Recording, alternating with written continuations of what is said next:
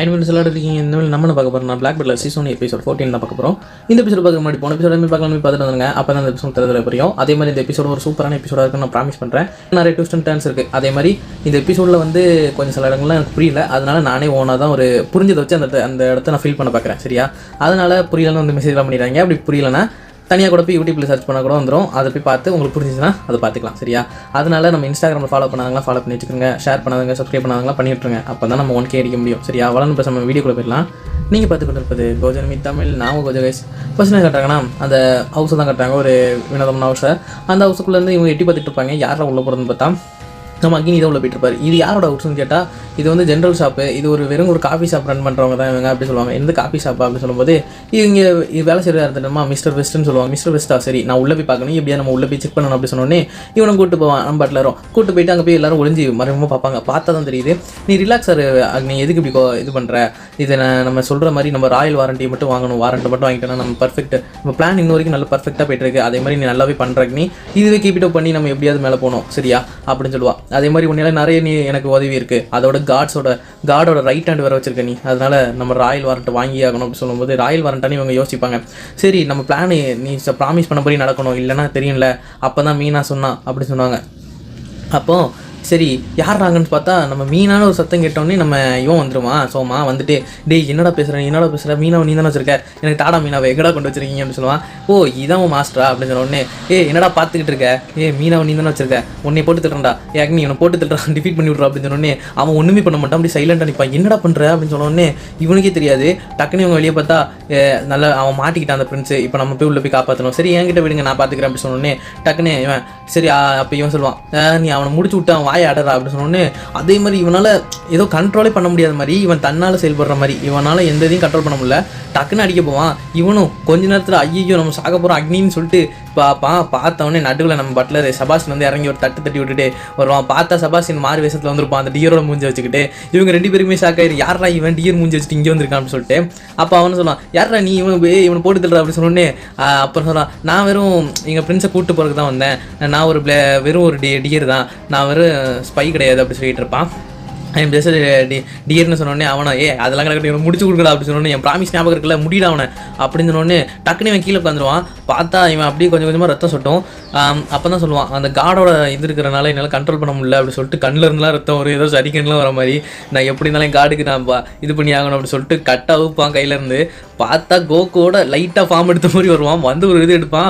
ஐயோ எல்லாத்தையும் உடைக்காதரா பார்த்து சண்டை போடுங்கடா, அது கண்ணாடி கிளாஸ்டா உடச்சி விட்றாதீங்கடா, கிறிஸ்டல் கண்ணாடிடா அப்படின்னு சொல்லிட்டு இருப்பான். இங்கே பார்த்தா சரி எனக்கு அந்த சவுண்டை கேட்கும்போது ஏதோ ட்ரபிள் இருக்குது, நம்ம இங்கேருந்து ஸ்பீடாகவே கிளம்பிடலாம் இங்கேன்னு சொல்லிட்டு அவன் சொல்லுவான். அப்போ இங்கேருந்து சத்தம் போட்டோடனே நம்ம செபாஸ்டியன் அவனை தூக்கிட்டு வெளியே வந்துடுவான். வெளியே வரும்போது ஒரு பார்வை பார்ப்பா மேலே இருந்து அக்னி இவனை பார்த்துட்டு அப்புறம் அங்கேருந்து அடுத்தது நம்ம வீடை தான் கட்டாங்க. அந்த வீட்டில் இவங்க 2 பேர் காப்பி குடிச்சிட்டு அவன் எப்படி தான் இது பண்ணான், என் பேசக்கூட அவன் கேட்காம இப்படி தான் அதை பண்ணணும் அப்படி சொல்லிட்டு இருப்பான்.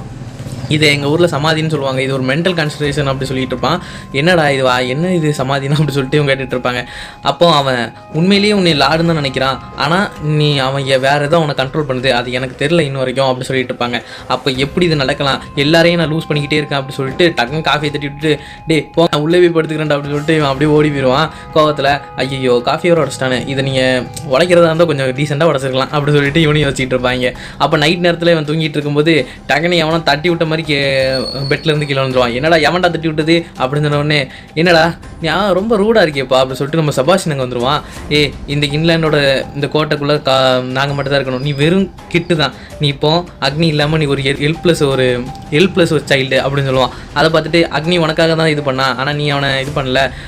இப்போ அப்போ அவன் சொல்லுவான் எனக்கு இனிமேல் எதுவும் லாஸ் பண்ணுறதுக்கு இல்லை, எல்லாத்தையும் நான் லாஸ் பண்ணிட்டேன், இதுக்கப்புறம் ஒன்றும் இல்லை அப்படின்னு சொன்னோடனே இல்லை நீ இன்னும் லூஸ் பண்ணல, எதுவுமே பண்ணல அப்படின்னு சொல்லுவான். ஏன்னா நீ யோசிச்சுப்பாரு, இந்த கேஸ்டல் உனக்கு யார் கொடுத்தா, உன் பேரண்ட்ஸ் கொடுத்தது சரியா, அதே மாதிரி உனக்கு சர்வெண்ட் யார் கொடுத்தா, அதுவும் உன் பேரண்ட்ஸ் தான் கொடுத்தது சரியா, அதனால நீ இதில் எதுவுமே பண்ணல, நீ எல்லாத்தையும் பிகினிங் பண்ணலாம், நீ உன்னால் முடியும்.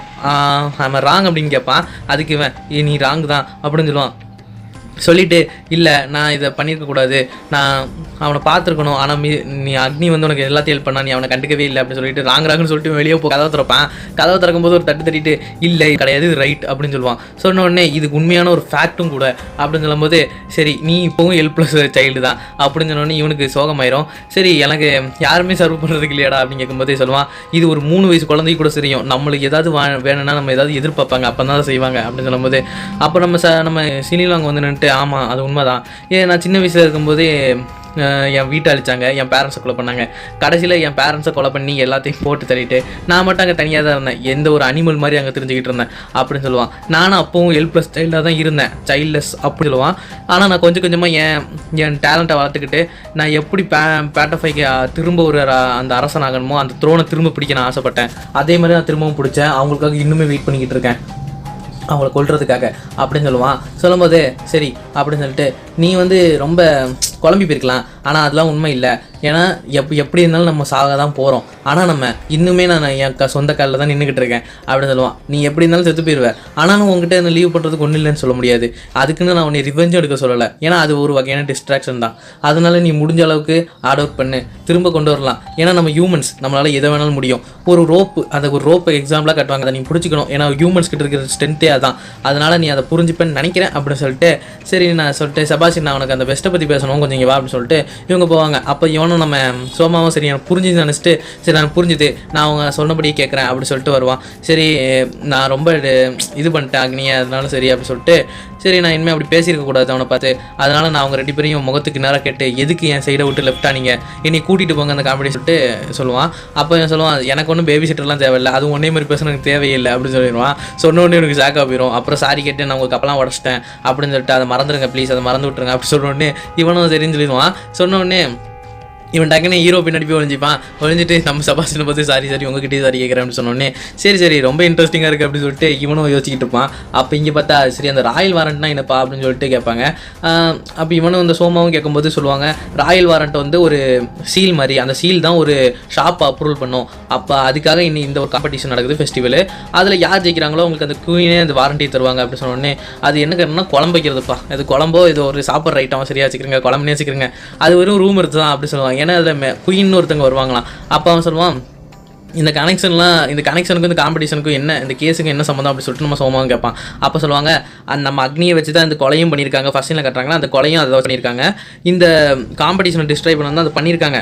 அந்த ஸ்டேட்மெண்ட்லேயும் பிரிட்டிஷை பற்றி தப்பாக எழுதியிருக்காங்க, ஏன்னா பிரிட்டிஷ் வந்து இந்தியன்ஸ்க்கு அகேன்ஸ்டாக இருக்குன்னு, அது காடு வந்து அதை பேசுகிற மாதிரியும் அதை அக்னியை வச்சு எழுதியிருக்காங்க அந்த ஸ்டேட்மெண்ட்டில் சொல்லுவாங்க. அப்போது நம்ம செபாஸ்டியன் ஆச்சரியப்படுவான், ஆனால் அக்னி உங்களை விட்டு இன்னும் போகலை, அவன் இன்னும் உங்களை தான் இது பண்ணிகிட்டு இருப்பான், நீங்கள் ஒரு நல்ல பட்லர் தான் வச்சுருக்கீங்க அப்படி சொன்னோடனே அக்னின்னு சொல்லிட்டு இவனும் கொஞ்சம் ஃபீல் பண்ணுவான்.